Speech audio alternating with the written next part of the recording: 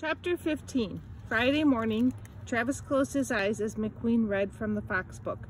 The story took him away from school, from Grandpa, from Velveeta's hurt eyes, and from the hard work of learning word by word.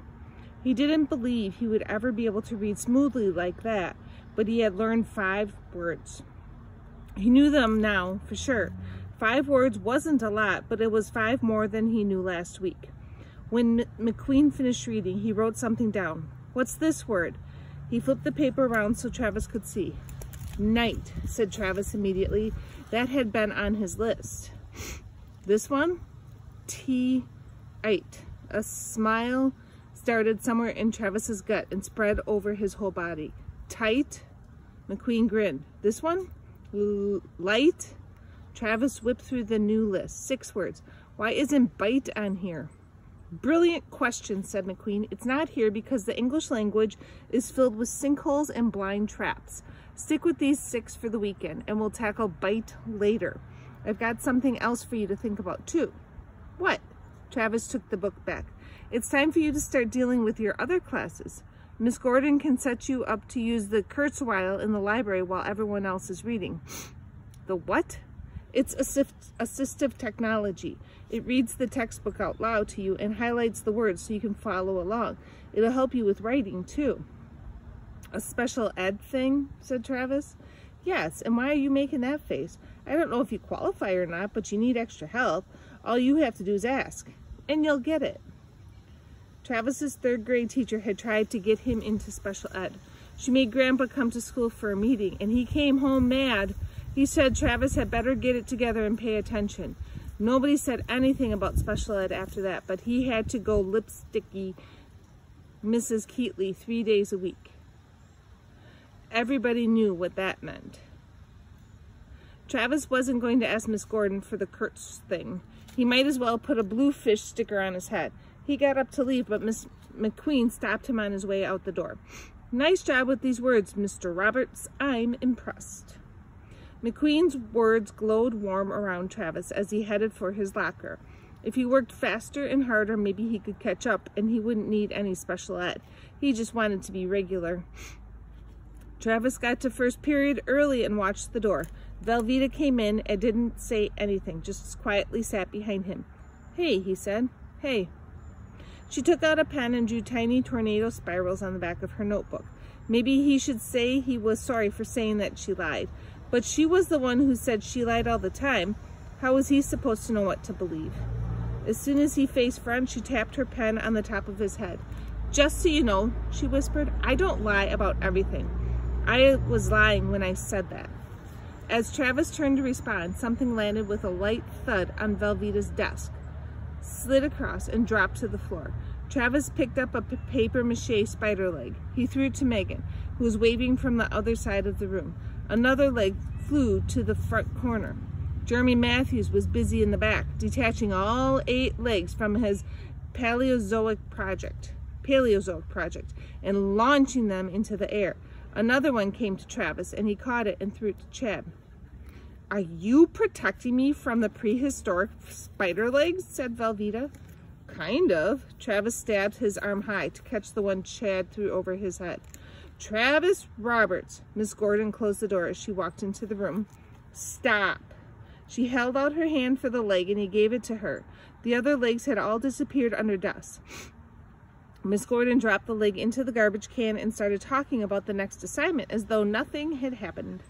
Velveeta poked Travis in the neck a few times during class, and every poke was a relief.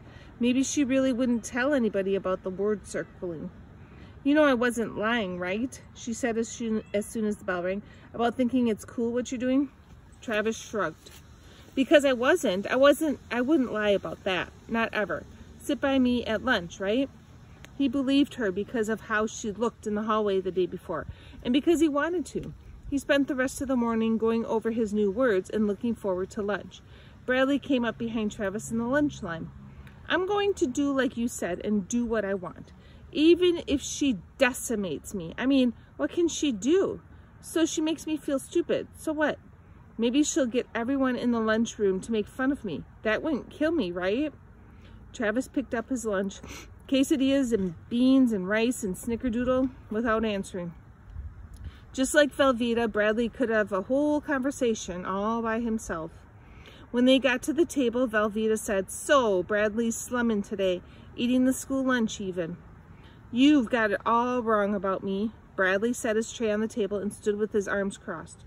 "Oh, really?" said Velveeta. The word sounded like a sword sliding out of its sheath. "Tell me, Bradley, what do I have so very wrong?" "The whole thing about me slumming. That's mean and plus not true." "How do I know that?" asked Velveeta. "Because I said so, and I don't lie." "Never? Never. Never. You never lie? Not once? Not ever?" "No, look, you don't like me. That's okay. I'll leave, but I didn't want you to think something wrong about why I wanted to hang out with you." He picked up his tray and started to walk away. "Wait, Bradley," Velveeta said. "I don't not like you that much." Bradley stopped. Velveeta looked at Travis and nodded as if he'd said something. "And actually," she said, "I know you weren't lying, okay? Come on, sit back down." "So we're clear then?" Bradley turned to face her. "I didn't mean anything bad, and you know I didn't lie, right?" "Bradley, we're all very crystal clear." "Aren't you clear, Travis?" "I'm not in this," said Travis as Bradley sat back down.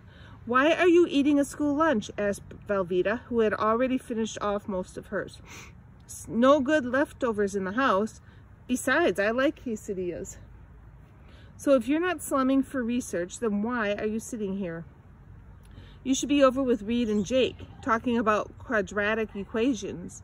"Well, I like you," said Bradley. "You are officially out of your mind." "Why? Travis likes you." "Travis likes me because he's captured by my feminine wiles. He can't take his eyes off me, can you, Travis? I think we should talk about this every day. Why does everyone like Velveeta? You can make a list of reasons. It'll be a fan club." "Okay." Bradley got up as the bell rang. "I'll be president. Oh, no. I'll be secretary. I'll make the list." Travis followed them out of the lunchroom. Bradley couldn't make his own list, and he should sit somewhere else to do it. Velveeta came up beside Travis as he stepped out of the double doors. "What are you doing now?" "Going home." "Come to the library with me." "Why?" asked Travis. "Because it's cold outside and warm in the library." "Or are you rushing home to paint words on the wall of your basement?" We don't have a basement." "Well, that's what Liesel does in the book." "On your left."